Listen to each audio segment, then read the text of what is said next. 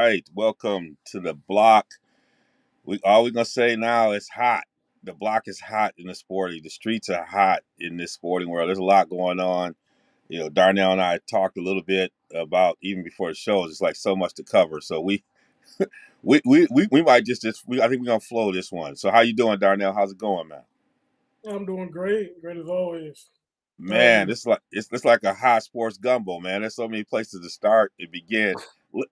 You we all like petty, so let's start with, as Shaq would say, petty white. Let's start with the pettiness. We got Nick Saban in these streets, and when are these coaches going to understand the old days of the gatherings with the boosters, as if this is a secret meeting? Those days are over. There's no such thing in the coaching off season when you're gathering and traveling around to those faithful communities that what's said in there stays in there. Like, what are folks gonna like get that and understand it? But nonetheless, I mean, Saban goes Saban, as I would always say it. I mean, it's not the first time we've seen it. He talks about the fact that Texas A&M is buying players. He takes a shot at Jackson State, a young man Hunter, and making a decision, top recruit, making a decision to go to Jackson State. Really trying to the system, and then our man Jimbo Fisher. This is why I like Jimbo Fisher. Jimbo Fisher is like, I'm not gonna have it. Jimbo calls his own press conference. I don't know if he talked to the chancellor or anybody else. He just said, "Give me a camera and a mic," and he goes all in. That's all the stuff I love. Man, I know you've been paying attention to this stuff for a long time. Uh, what were your thoughts when you saw this stuff beginning to unfold? I mean, at the end of the day, well, my first thoughts is everybody's doing it. I mean, it's just the Yep. way that's the way of the world, like Earth, Wind, and Fire used to say.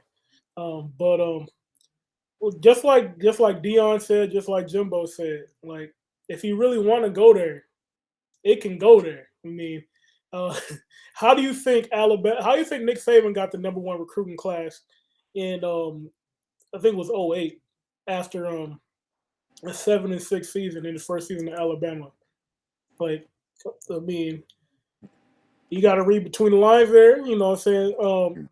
Obviously, he is a great recruiter. I mean, they do put a lot of work in, but there's some stuff going on behind the scenes that and I know some stuff that I'm not gonna say really, but like Dion said, Dion used to work with the Under Armour All Americans, the game, So he has connections with he had connections with a lot of these kids before they even committed to their school. So he knows what's really going on behind the scenes. So he knows where the bodies are buried, and like he said, you barking up the wrong tree. And Jimbo Fisher as well. Jimbo Fisher, a lot of people forget he coached with Nick Saban in the past. So he's been a part of that coaching staff. He's seen everything that goes on behind the scenes. So like they said, like, hey, we're not the only ones doing it. And now it's legal. Like, really now with the NIL thing, well, really today in today's college football landscape, there's no such thing as the NIL name, image, and likeness. That's really a blanket, or that's a cover for what's really became pay for play in college sports. They name it name, image, and likeness, but that's the bigger aspect that Nick Saban is really trying to get at. He's trying to say that name, image, and likeness is really supposed to be name, image, and likeness, like Bryce Young. Like Bryce Young, he committed to Alabama, and then he got an endorsement deal with Gatorade. He has his commercial, and now he's benefiting from his name, image, and likeness, and getting compensated for that. And the distinction that he's bringing up is, other guys, they're just flat out, the boosters are making, the boosters are paying these players, and they're not really, like Bryce Young, he's representing, you know, Gatorade, and you have other players that do commercials and endorse certain products and stuff like that, and you can see where the benefit would come from. But like some of these guys, they just say, we're your partner with us, and we're just gonna give you $100,000, and they never really it's really a cover, and that's why I think Saban is coming from. But to put it all together, like we all know, we all know what goes on, and is that's just the way that college football is going on, for the time being until some more rules are put into place. But I mean, the thing about Saban, people are complaining. Saban's got all these analysts, all the loopholes, all the stuff Saban does. Like how many? Like he creates new categories in his office with ex head coaches called analysts. Like he creates all these different positions. Like he's been on the front line of I'm going to find the loophole. I'm going to expand. Like I don't even understand how he come out. Like this is the stuff he came out with when Harbaugh did the camps. And then every time somebody seems like have an advantage, now he wants to come and yell until he can figure it out. Same Saban that complained about all the problems they have with the spread offense and things like this. It's just like he complains. It's like he's trying to put the jab out there until he can figure it out for himself. And he's not the right one to complain. It's like that's the part that I can't get out of it. Is like you just said it. Like he went from 7-6 to getting the number one, and it wasn't like Alabama was a destination place. Even at that point, like he had to do something to generate that interest at that point because it wasn't like he was coming out of a terrible situation in Miami. They were trying to get it together there, and he had to. There was something going on that allowed for him to take over some of those spots in that space. So it's not like he hasn't been playing in that, but it seems like every time someone appears to be thinking the way that Alabama thinks, like Alabama is like notorious for like how many intercollegiate sports do they actually have? I think they got almost the minimum. Like Ohio State has like 39 intercollegiate sports. The Big Ten schools have all this stuff. The SEC has come up with a formula. They have some of the lowest numbers, some of those institutions of NCAA sports. Like they are always on the edge of doing something. So I can't even. I mean, it's like you talk about the pot called the kettle black. I mean, it's like it didn't make no sense. And he's not saying anything. It's one of those things that it should be said, but you're not the right person to say it. We've had that conversation before. Sometimes we had that thing with Kyrie. It's the right thing to be said, but Kyrie, you're not the right one to say it. And this seems like the right thing right now. It's like maybe it's something should be said about that, but Saban's not the person to say it. He's not the person to sit up there and be able to say it. Um, and so that's the part that I get out of. I'm just glad that Jimbo came back at him like, I want my corners. Jimbo like backing down. I want my and they know better to mess with Dion. Dion not that cat to mess with. And I also think it's realizing that these folks who have had power and over, particularly predominantly black recruiting population, and being able to have certain level of control, they don't have any control. These cats are making decisions on some different stuff. It's not just the money for some of these guys. I mean, even the stuff about Jackson State and that stuff is not it's not true. But they're not used to not having control, and they're finding in a world where it's not going to be about control. It's going to be about meaningful relationships. It's going to be about a lot of other stuff that they haven't had to do. Ain't nobody complaining about the salary he got, all the money he getting, the fact that they bought his house. Like nobody talking about the fact that they paid for his house. Like usually that's reserved for chancellors and presidents, right? But somebody paid up his mortgage. Like, come on, what you complaining about? What you complaining about? You got everything. So, but it feels like when it gets rough down there in the SEC, boy, they don't play. They eat their own. That's the one part I love about it. It's like you sitting there like there with the popcorn, like, it's gonna be good to watch them face up this week, this fall. The one thing having said all that, he is raising some issues about the Wild Wild West, and the NCAA actually just made some another adjustments. I don't know if you know about this. They I put up in the chat. they took away the cap you have. So there was a cap on 25 in a Yeah, recruiting class. 25 per year. Yeah, per year, which I think is a smart move given all this for both coaches and for the athletes.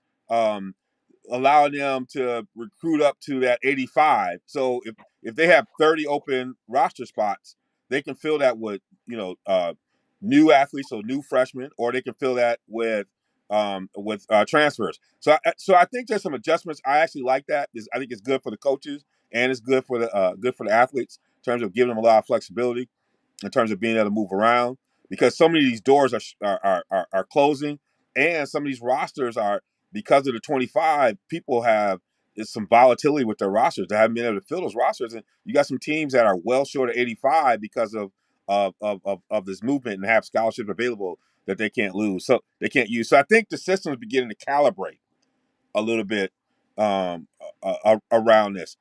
Where do you see this going? I mean, you working with young cats who are going to do visits and everything else. Like the genie's out of the bottle, or what guardrails would you put in place? You gotta limit the well, first of all, you gotta limit the time period in which players can transfer. Yep. Right? That's one thing. Like in my opinion, you shouldn't be able to hit the transfer portal in the middle of a season. Um, that's one thing.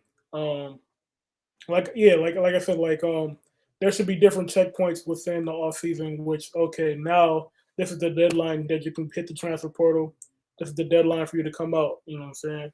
Um, and that way, guys, well, coaching staff can like structure around. Okay, this is what we're looking for. This is what we need. Um, and that kind of stuff. Um, Other than that, um, I don't know.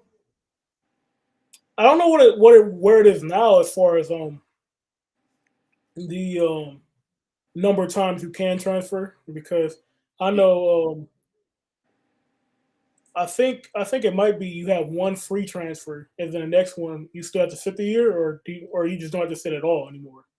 Yeah, that's the part I wanted to get a sense of. Is it just one? Because it's hard to get a sense of the limit because this thing is such wild. Because you got the COVID stuff still mixed up in there. So it gives people a sense, and I think maybe things stabilize. I'm not sure if it's one or not, but definitely limiting. I think the timeline, and I also think on the other side, um, all of these institutions have to guarantee their scholarships, so no non-renewables, and I think that's you know I think to me that's an important piece around security, right? And so um, baking that part in because that also puts some institutional responsibility. If we're talking about this is really about being student athletes, um, so there locks in some protections.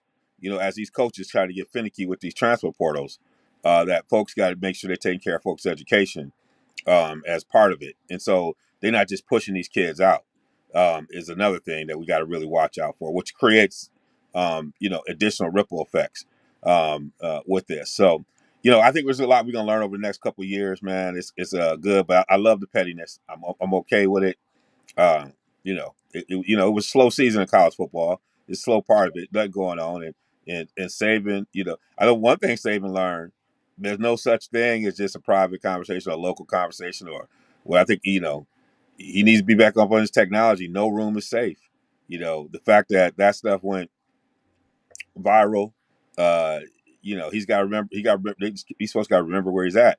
Now he knew he was wrong because he's been trying to apologize, come backtrack, calling people, all those things. So that right there is a sign because he don't want them folks to let him know where he been hiding them bodies in the vacants.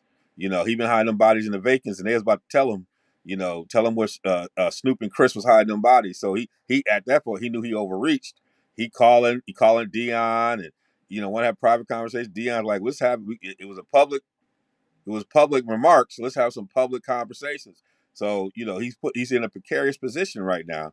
And I don't think that also affects you in the recruiting space. So he gonna learn something. Oh, you gonna learn, Trey? That's something he gonna learn in a minute. All right, we moving off of college football. NBA basketball is heating up. I don't know which way these things are going. I think I got something figured out. mean, last night they have Stephen A. Smith switching up on his Golden State Warriors before the Celtics played the Heat. Like, I don't know if the Warriors can beat, Boston, and then Boston goes out there and it looks like they're about to lay an egg. It basically did lay an egg and try to salvage it towards the end. We got injuries going on. I don't know what to make of what's happening right now in the NBA playoffs. Although it is exciting, you just don't know what's going on from game to game. What's your sense? Who do you think looks like they can get it done out of these teams? Well, my team out west is the same team I've been had out west. Like y'all was trying to tell me about the Phoenix Suns. We never got to talk about them, but I've been with the Warriors since Christmas, and I'm sticking with them. James Wiseman, he never came back, but Looney's been playing very well. I've been very pleased with the way he's been playing.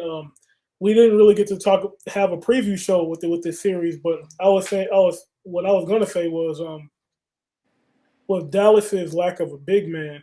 I didn't think they needed to play Looney. I thought they could just play small and try out their so-called depth, their new death lineup, so to speak. But Looney's been balling. He had 20 and 10 last game. He's been playing some excellent defense. He's really held his own switching onto Luca and moving his feet and making shots difficult. So I like the way they're playing, and I think I'm pretty confident in them out west. And in the East, I'm still going with Boston. Um, I think well, going again. My preview, like my first mind going into the series without watching any of the games, my first mind was that the Heat lacked shot creators. They have Jimmy Butler and Tyler Hero, but other than them, I think the rest of their guys are going to need, because they need some more shot creating because their ball movement, the Miami Heat, they do a good job moving the ball, screening, cutting, doing that kind of stuff. They do a really good job of that. But I think my thought was with the physicality of the series, there are going to be times where you need somebody to create their own shot. And I didn't think they had enough, especially compared to what Boston was going to be able to give on the other end of the court. But going to the last game with the way Bam Adebayo was able to attack, That's what I was going to say. that brings yeah, Yep. that brings a different element because what we've seen in the past with Miami, Bam is just at the top of the key, doing the dribble handoff like the old school Princeton offense with Bill Russell and them at the top, playing that kind of role in offense. But when he's really attacking, he opens it up for the offense. And even if he's not really being as efficient as he was yesterday, he can still put pressure on the defense, and I think that brings something. That brings something new to the series. But I'm going to stick with Boston. Um, if they're healthy, I think Jason Tatum. I don't think he's going to have too many games like he had yesterday, and I think he'll be able to turn it around. And when he plays at his best, I believe he is the best player in the series. So yeah, I think a lot of it's going to depend on Bam being aggressive, and I think that's a shift in his mindset, um, to know he's got to carry. I think the same thing with Jimmy. I don't know if them having enough creators is really the issue as much as the ones they have knowing they got to be aggressive early, and not waiting as long as they wait. And I think when they're aggressive early, they start to get Boston on the heels. I think it's going to be a great. I don't think it's. I think it's going to go. My sense is it'll go 7. But I think Boston might squeak it out. A lot of it's on, depends on how Marcus is. You know, he keeps leaving the court. Well, I think he's looking all right. But I think if they can keep Smart out there, I think he's a difference. I mean, he's a difference on both ends. The thing about Golden State that's interesting, and I've been saying this, loose with the ball. Loose with the ball. I mean, Steph threw a so Luka opens up the game with this kind of no look across the court pass on a dime, right? Steph tried to throw the same pass, throws it in, looked like he threw it in the third row. Like Steph, and now it looks, I see Poole get loose with the ball. My worry, and I can see Curry worries, is against a team like Boston, can't be loose with that ball. They're gonna capitalize on it. And they got too many dogs. And I don't it's hard. I just don't understand it. There's sometimes when they just, as I used to tell my brother, no purpose passes. They do no purpose plays more than any team I've seen, and they can get away with a little bit with Dallas in ways I don't think they're gonna get away with. I don't think they get away with in Miami, but I know they're not gonna get away with it in Boston. And it's one of those things where I'm like, I'm sitting myself like, what are you doing? And I know Kerr is saying the same thing I'm saying. What are you doing? It's like ill advised. It's not getting your mixed heat check stuff. It's just they turn the ball over at a rate that they should not be turning the ball over. And I also think people are going to begin to continue to isolate Draymond on offense and really find ways to force him to take shots. And right now he is not interested. He'll take them every once in a But while. he's yeah, but that's the annoying thing about Draymond because he'll do that and he won't even look at the rim. But when he takes a shot, it goes in. Every time he shoots the ball, it goes in. I'm like, come on, man. We I'm saw with the you. He, Olympics. he just I have never he Draymond went from being Draymond to Dennis Rodman, like not even looking at the basket. It's like when did you decide you could, like 4 years ago, 5 years, you couldn't tell Draymond he couldn't score. Like he wasn't gonna force anything, but you weren't gonna like act like he was gonna be an offensive liability. Like that was one thing you weren't gonna tell Draymond to do. And all of a sudden he became Dennis Rodman. And it's just like I don't. You're right. I mean, I haven't figured out why he's, because he doesn't have teammates like that who look at him like don't shoot. Like they look at him like shoot. Uh, so those things I think can come up to haunt him. Obviously they got shooting all over the court. They got a lot of stuff, but they're ill advised. I mean, I watch them, the turnovers, and I'm just like, what are y'all doing? And I know Steve Kerr is saying the same thing. Take care of the ball. It's the most precious thing you can have. And with each round, turnovers matter. And take care of that ball matter. And you know, what did Steph said? That's just what I do. Come on, man. Come on. That's gonna come back to bite you against a team like Boston. You can probably get away with a little bit with Dallas, but I don't think this Dallas series is over. All Golden State did was do what they're supposed to do. They won 2 games at home, so we'll see. We'll see what happens tonight with it. I'm not going because we all said that in the last series with Luka, and Luka put on that Don hat and did some stuff, and Jason Kidd made some adjustments. The problem he's not going to have is he can't just isolate on Steph. Jordan Poole is a problem, and so Milwaukee's own is a problem over there. His confidence at an all time high in a way. But we'll see how this thing falls out. Um, you know, it's hard to put your finger on it, man. It's hard to figure out who. It's like nobody wants to take it right now. Nobody wants to take it, and it's like Gold State looks good. Boston looks like they look good from game to game. So we'll see how all this shakes out. I think it's going to be a great finals once it all comes together. But I have no idea what some of these teams are doing right now. I don't know what their identity is. As soon as I say Jason Tatum, I'm gonna put my chips in you. Y'all getting blown out at the crib. It's just like, come on.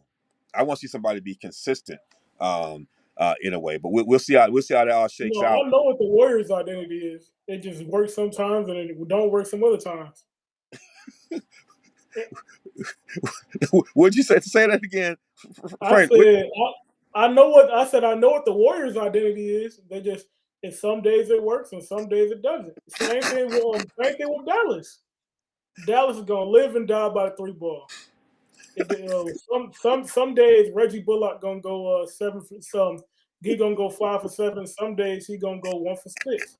And they gonna win when he goes 5 for 7. They gonna lose if he go 1 for 6. And that's it. Yeah, And you know, to me, I'm not the kind of person that would just want to put my season on that kind of thinking.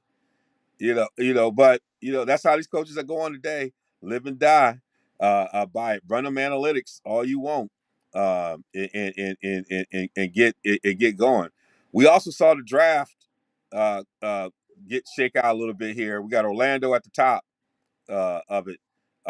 We got a lot of different. We got some players up in here. Mhm. It's early on, but you know, how did you when you looked at the draft? What are some of the things that kind of came up? Who are you kind of excited to see what they might do with their draft picks?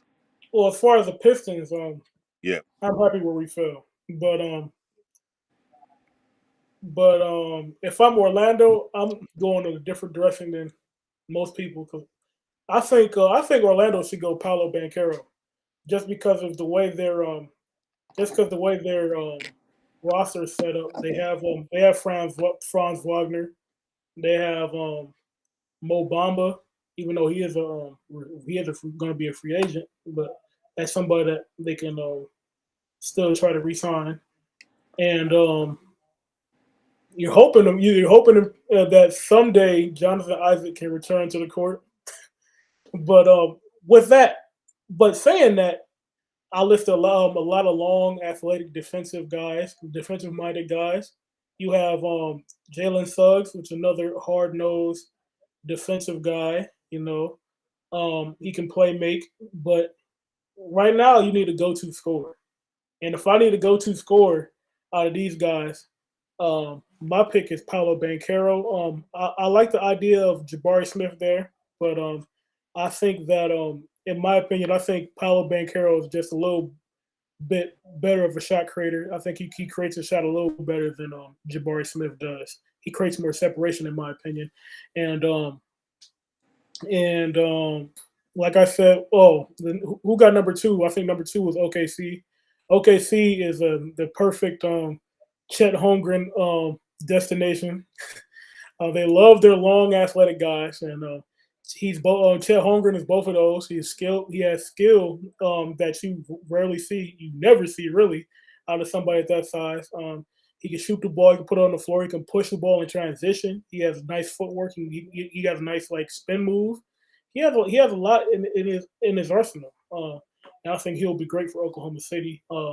Number three, we have the Rockets. Jabari Smith is a great, really, really great move for them. Jabari Smith. You have the guards. You got KPJ. You have Jalen Green, and you have Josh Christopher. Explosive, athletic. You add another guy that's longer. He's also athletic. He can play some defense. That's really what they need, and that's gonna be a tough team to play against. They're gonna be a young squad, but they're gonna really test you with their athleticism. They're gonna play really hard, and that's gonna be a really good team going forward. Sacramento Kings. Um, you have a couple ways you can pivot. You have De'Aaron Fox, you have Davion Mitchell, and you have Domantas Sabonis. So with that core of the team, you already have two really good guards and a big that can facilitate. You can either go wing here, or you can go with a center because Sabonis he isn't really a rim protector, but if you're gonna put a big next to him, that big probably should be able to shoot, from the outside. But in my opinion, at four, I think Keegan Murray is he's a pretty he's a pretty good option there. He's 6'8". He can score the basketball. He's a pretty good defender as well. I think he's good for him. But I'm just gonna go through the top five and that's it. No, I'm not gonna go through all 30 teams. But number five, Detroit Pistons. I've been saying this for the last I'll say since January, February. I've been saying, even if they have the number one pick, I'll pick Jaden Ivey. Uh, so I'm happy at five because unless I don't really see any team before us picking Ivy. So well, I'm happy where we at. Yahoo was some other folks looking at Ivy going to Sacramento. I'm like, they already have two guards. Why? Why would Sacramento take That Ivy? even makes sense. Like that don't even that sound I don't like that sound like the when the Lions took three receivers. It's like you don't need no more. You got your identity in the backcourt. You need some other. Uh, Now Shaden Sharp, He's I interesting. haven't really seen him. I saw a couple videos on Oh, he him. played in high school. He didn't Yeah, play. and they're giving him a lot of love, but I don't know if I would get him over some of these other players. And maybe he's Well, that talented. I watched him play; he's talented. But the measurables are off the charts. He's six. yeah, He's a 6'6" shooting guard. yeah, He has a 7 foot wingspan, over 7 foot wingspan. He jumps out the gym. I think they see he has like a mid 40s vertical. So like he really, and it shows up on his tape. He really gets up off the ground. yeah, The shoot the ball is a smooth game. yeah. But every time I watch him, he reminds me so much of Swaggy P, Nick Young, that That's I I'm can't glad. get it out of my mind. There you go. I was like, why don't I feel? I'm like, there's something missing here, and I'm not taking him over Keegan. I'm not taking him over Johnny Davis. I'm not taking him over some of these other cats. Ivy. So, but people, you know, people got it going. Paulo is interesting because there are times where he just, and I know they talked about this before the tournament. He tried to. It's like there's times where I feel like he I'm trying to check his dog meter, man. And we talked about this before the tournament with Duke. And like I think he can be a better defender. There's something about him that you know maybe I'm not buying into, but I I think he's disagree talented. though, dog. I think, like you said, yeah, he can be a better defender. But we saw in that North Carolina game, in the final, was it the final four? Yeah, it was the final four, where for that 8 minute stretch at the end of the game, 7 minute, 8 minute stretch, he was trying to put Duke on his back. Like he was saying, you know Yeah, what, I'm not I saw losing him here. waking up. All right, you're right. I saw him waking up because I had not at that point. I was like, I was like, there's something he was just I couldn't quite put my finger on it with him. In ways that he's talented, but I don't know if I want to take him um over Jabari Smith. Jabari got dog in him, man. Jabari got dog in him, man. He be blocking shots, shooting Jay. I don't know. I don't know if I take him over him, but you say you take him over him. You need some dog over there in Orlando. Like Jabari, I feel like he got dog, man. And Jalen's a dog. Yeah, but that give you two dogs. I'd rather have two Yeah. dogs when I'm trying to make the. You see what you see Miami. You see Boston. As Big Perk would say, them goons. You don't want you got to match them goons. You need somebody who's gonna match them goons over there where you playing. There's some goons over there. Jabari gonna show up for them goons. I'm not sure. That's the piece. You need not just one goon. You need two goons over there in where you playing. So that would be the thing I would look at. Like I got some qualitative aspects I'm looking at. I'm not just looking at the numbers and the measurables. I got to get a sense of. I'm interviewing both of them, and I'm looking at them like, are they gonna stand up to Marcus Smart? Are they gonna stand up to Butler? Are they gonna stand up to them? How many times a year they got to play them? You know, are they gonna get there early? Let them know they arrived. Like I, Suggs, I said, okay, Suggs play some football. You're not gonna punk him. Like he got some of that in him. I just don't know. I don't know, man. Maybe it's I don't know. So you gonna convince me, man. You gonna convince me. Uh, that one's decide between those two players. Who you think got that dog? And you're right. In that game, something came out of him. But there's that moment. What moment that get me is like Coach K, the biggest moment with everybody in the building. You got to send him out, and you let these cats come in here, your rivals, and clown you. I don't know, man. That was a moment. That was a moment. But you also saw Paulo show up against Gonzaga in the beginning of the year in that showcase Yeah. game. Yeah. He Oh, took that he matchup got with it, Chet man. Christian. You making a case for him, but I just don't know if I'll take him over Jabari on that. But hey, I like Johnny Davis to the Pistons. you and I talked about it. I've been on that train forever, but I You don't know, know if you and I talked about it. You know, as Game Changer said, that might be a little too high. I think when you have five, you try to find the best player that's going to match what you try to get. you know what changed my mind about it wasn't even anything Johnny Davis did, but every time I watched the Sixers and Brooklyn, well, three teams, the Sixers, Brooklyn, and Dallas. I watched them play, and what do these three teams have in common? They have big playmakers, right? You have Luka Doncic, you Yeah, I have like James your Harden. Ivy pick, man. You got me on that. I mean, Yeah, you have I Luka. had been sleeping on No, Ivy a no, little bit. And I I'm watched. setting this. No, I Go. was trying to set the scene there. They got Okay. big playmakers. You got Yeah. Luka. Yeah, Luka. You got James Harden, and you got Kevin Mm-hmm. Durant. But the off ball guy next to them, you have Tyrese Maxey, Mm-hmm. you have Brunson, and you have Kyrie. And really, what made this hatch in my mind was watching the Sixers when the James Harden trade went down. Mm-hmm. Well, seeing the way that really unlocked Tyrese Maxey as an off ball player, the way he could play downhill, Mm-hmm. and he can just catch like when you have a superstar at the point, like a James Harden, like a Luca, you know, KD. KD's not at the point, but he handles the ball. So when they draw a lot of attention. Like you gotta load the court. You go you got to bring the extra guy over. So as soon as you make that swing, Maxi can go right away. You know what I'm saying? And this speed really shines. And every time I watch them play, it'll be like, man, I think Ivy's the perfect guy to play with Cade. And every time I watch the play, that thought came to my mind. And I think that's the way you get the best out of both players. I think Ivy will be at his best because when people question his playmaking, they say, "Well, can he play the one or is he only an off guard?" You know what I'm saying? Mm-hmm. And with the Pistons, they say, we lack a little bit of athleticism.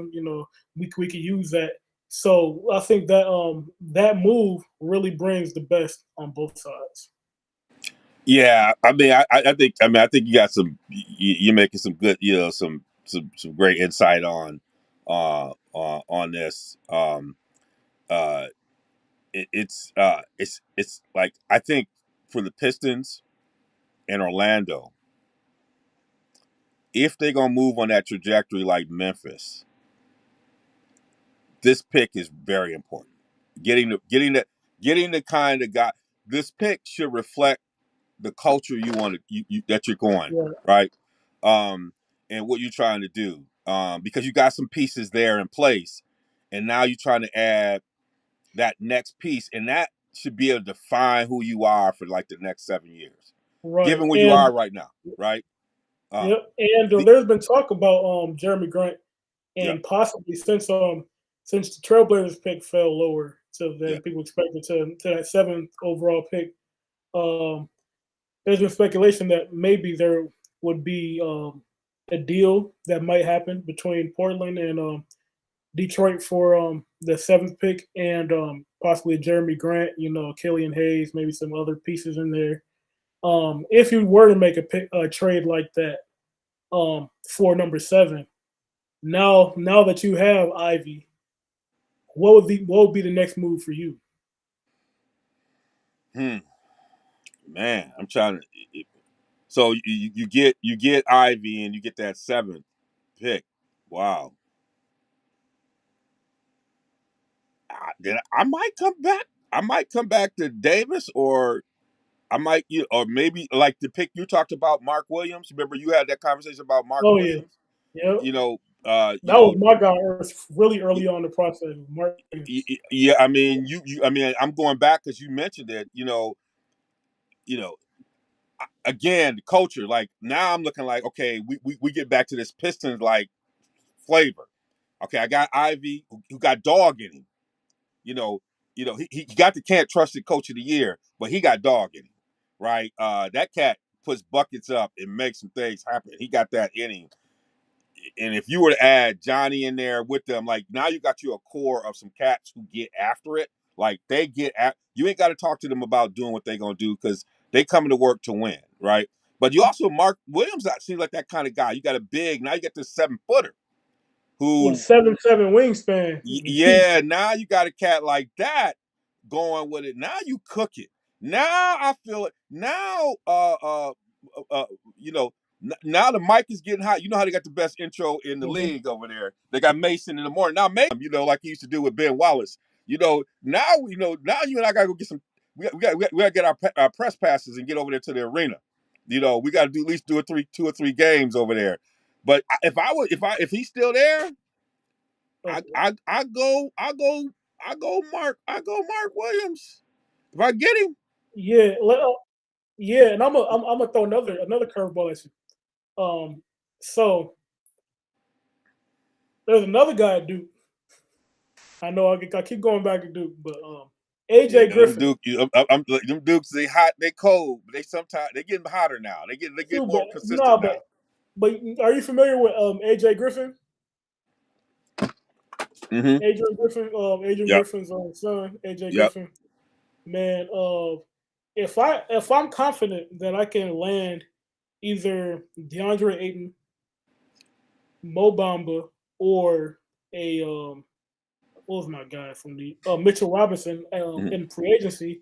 If I could get one of those three in free agency to play the five and be my rim protector, I'm taking a hard look at at AJ Griffin um, at number 7 because he's a 6'6" guy, really Mm-hmm. long arms, defends, and he can hit the three ball as well. So now you got Cade, Ivy, Griffin, Sadiq Bey, and that Aiden.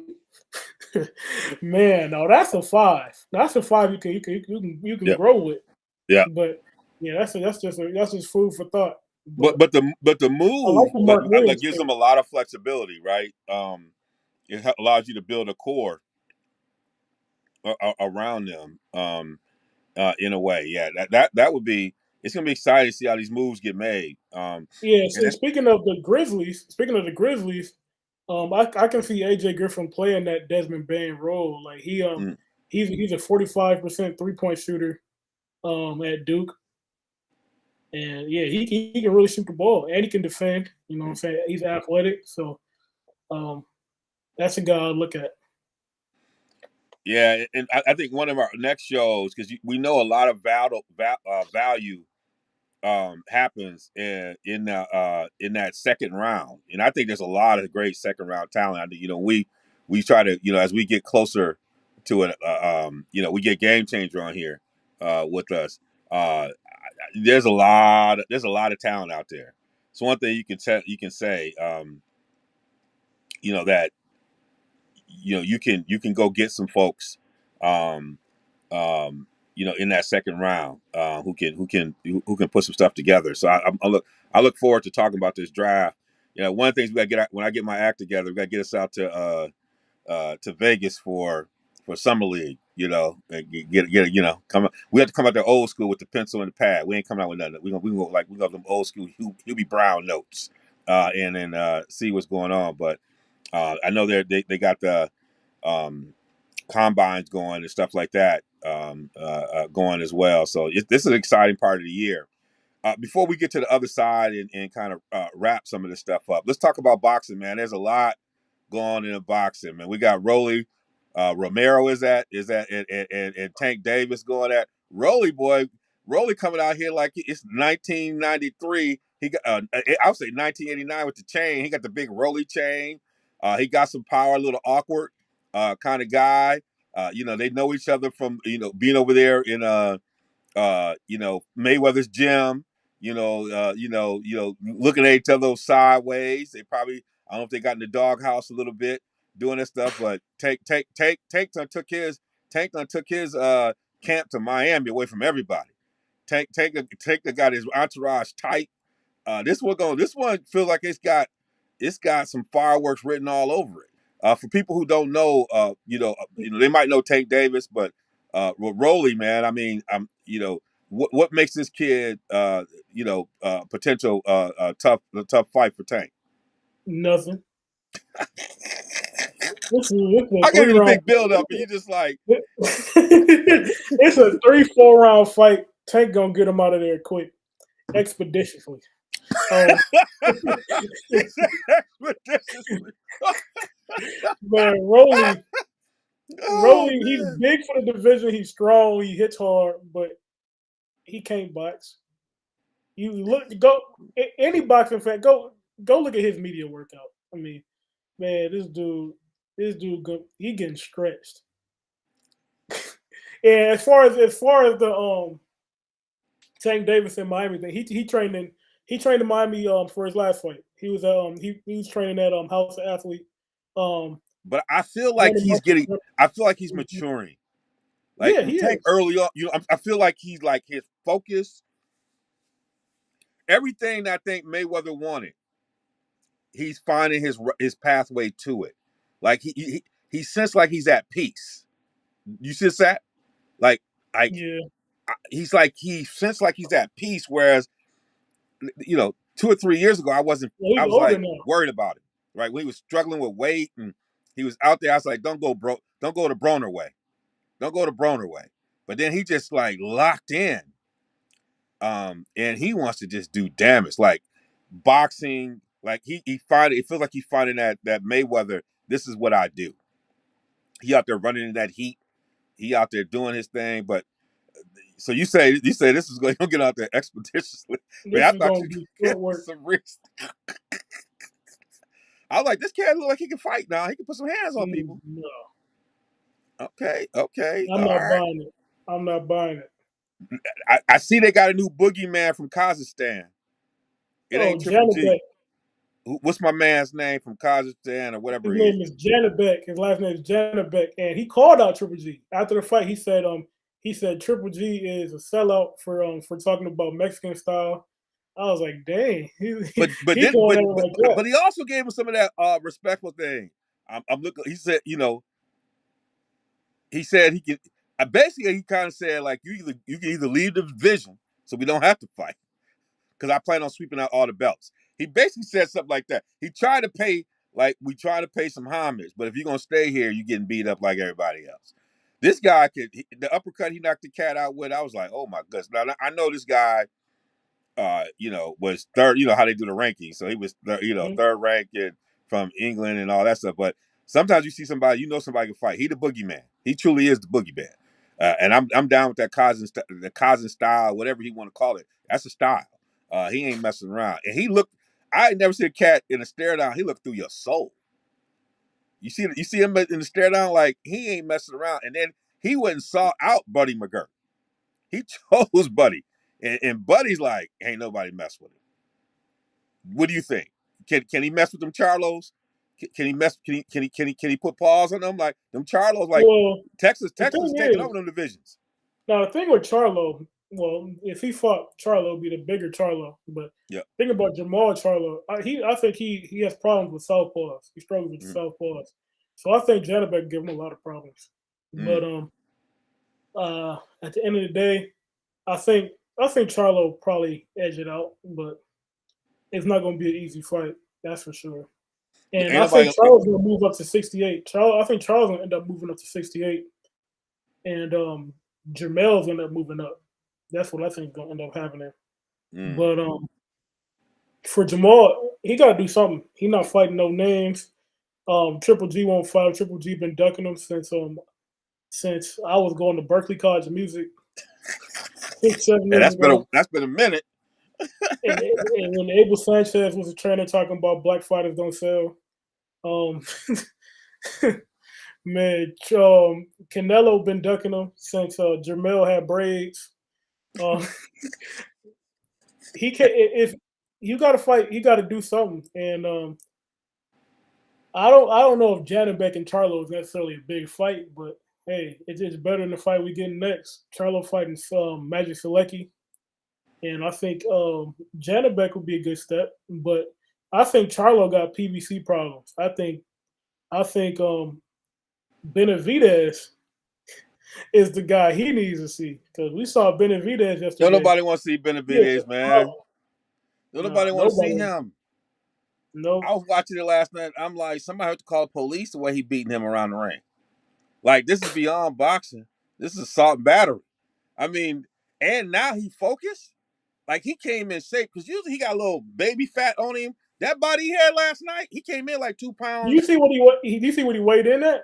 Did he weigh in two He was pounds like, under? Yeah, yeah, he was like 166 something. I was like, oh, oh, dude, oh, he's you knew it was some serious. problems. He's serious. He's serious. I mean, his jab hurting people. That's he putting paws on you, and he got some hand speed that people don't give him credit for. Folks are gonna be leaving the division. Don't nobody want none of that. Nobody want that, man. Canelo don't want none of that. Nah, He gonna Canelo have to don't want come. none of that. He gonna have to come back down because he.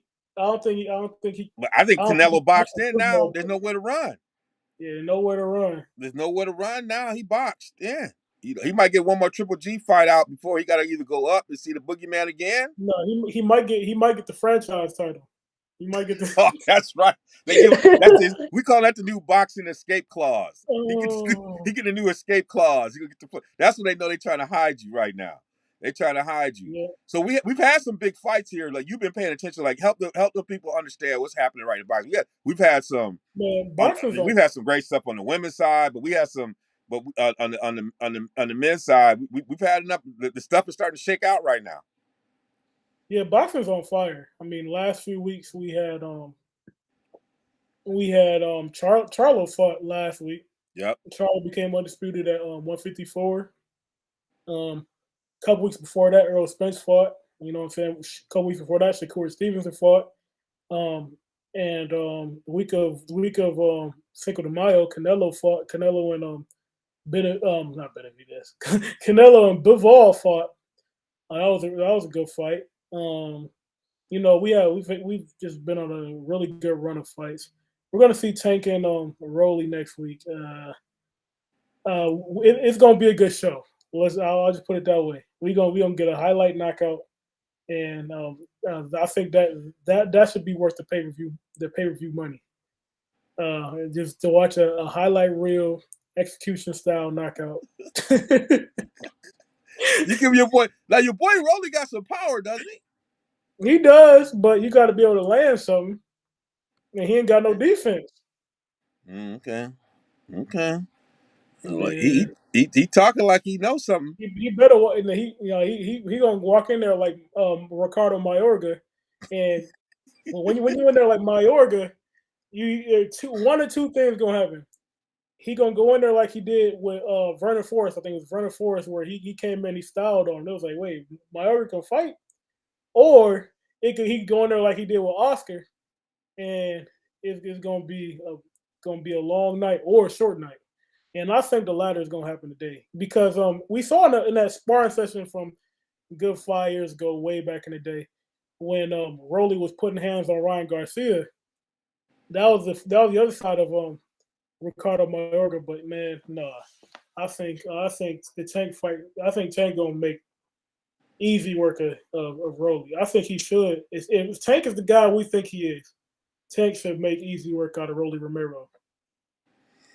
I mean, Tank. He got some highlight knockouts now. You come in here slipping and getting wild. That uppercut is devastating. He'll hit you with some punches you don't see. And they don't call him Tank for nothing. So are we closer to the Crawford and deal happening with the mega fight? Man, I hope so. It sounds like it's going to happen. Crawford says it's going to happen this year. Spence says it's going to happen this year.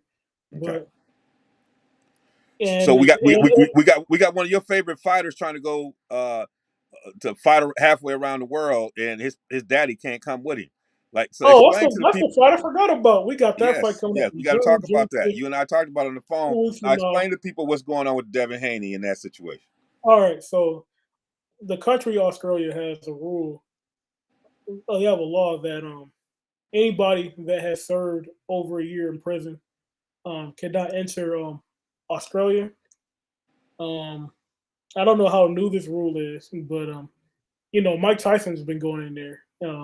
He's been, I think he got banned from Australia sometime last year. He got banned from Australia.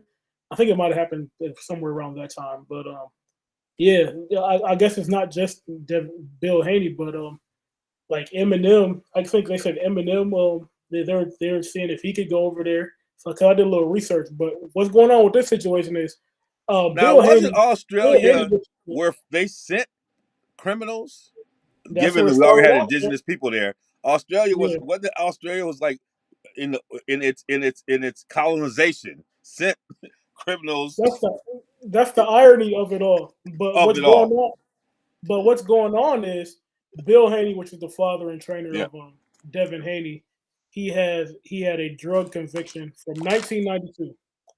He has not been convicted of a crime since then, but 30 years ago from today, 1992, he was convicted. So he would not be able, as of now, if nothing changes, if um, he can't get some kind of appeal done, he will not be able to go to Australia for the fight. He will not be able to be in the corner for the fight. And that same with Ben Davidson. I don't know what's going on with Ben Davidson, but I guess he can't enter Australia either. And he will not be. And he's been working with Devin Haney as well, but he can't be in Australia for the fight. So so the person that will be traveling with Devin Haney and will be in his corner for the fight is going to be Yoel Judah. And what's significant about this is Yoel Judah is Zab Judah's dad, and we trained him throughout his career. And Zab Judah is the godfather of Devin Haney. So they're familiar with each other. Yoel Judah, he's been in the gym with Devin Haney for years. You know, he's known since a child, so he knows the way he fights. He knows the game plan. He knows, he knows how to make adjustments. He's been in the heat of big Yeah. fights in the past, so I think he'll be in good hands. But at the same time, And I'm surprised it's a Yoel didn't less get than charged. ideal situation. I'm surprised Yoel didn't get charged for that big fight they had with the Mayweather camp back in the Thomas and Mack when I was in the arena back in the day. I was like, I know they got Roger because he was in violation. I'm surprised they didn't get I'm surprised he got a charge on his record. Maybe he only stayed in jail for, if they did, jail him probably was 10 days. So Yeah, he didn't get no year violation because that was a brawl. Back in the day when Mayweather and Zab had that fight and it broke out. Yeah, they thought Zab yeah. was hitting him low, and and Roger and them got to putting hands on each other. So you also know he brings some folks with him. You ain't gonna be able to mess with him. And then No, you said the rematch is also going to be there, right? yeah, in the contract,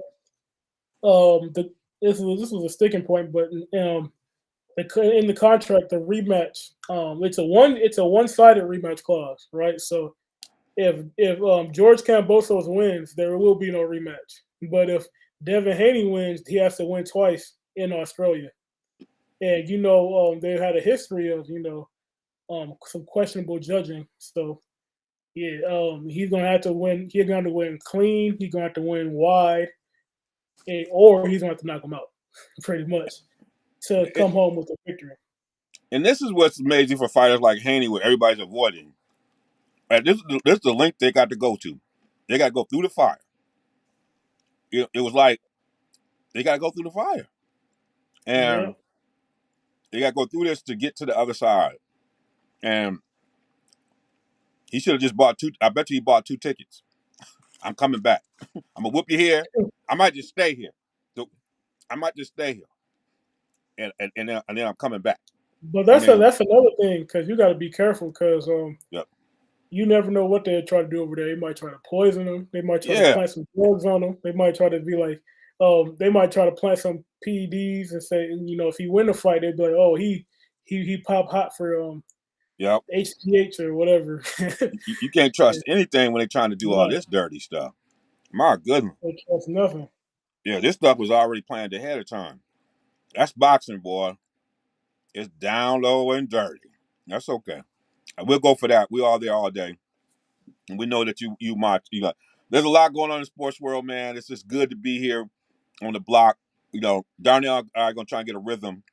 It's not him. He always ready to go. It's me. This is why we call some real sports guys, because we got day jobs Yeah. and our lives get crazy. But it's good to be here. We just wanted to get on and just connect with the people and talk about things. We're gonna start zeroing in. It's getting summer months. We got a lot going on, and get ready for a lot of off-season stuff with the NFL and stuff like that. So we'll be working hard and connecting. Please go to I Real said Sports off Guys, season with us too. huh? I said off season stuff with us too. We got cap Yeah, season is upon us that's almost. right. That's right. Yeah. So we got all kinds of stuff going on, and so but we want y'all to check us out. Go to realsportsguys.com. Check us out. Check out One Mic. I'm gonna regroup and try and get some of the Wu Tang. We like the Wu Tang Clan of sports radio, so we're gonna get some of these other cats back. Some of the guys who was with us a year ago, we're gonna try and get them back on with us and keep pushing the work forward. Just being part of the journey. So thank you again for being with us, um, hanging with us here on the block. Because the block is hot right now. A lot going on in the sports world, and we look forward to coming back in the building and being here with you again for our next episode. Until next time, this is Devon. This is man Darnell. Check him out on social media and as well, and we'll see y'all next time on the corner on the block.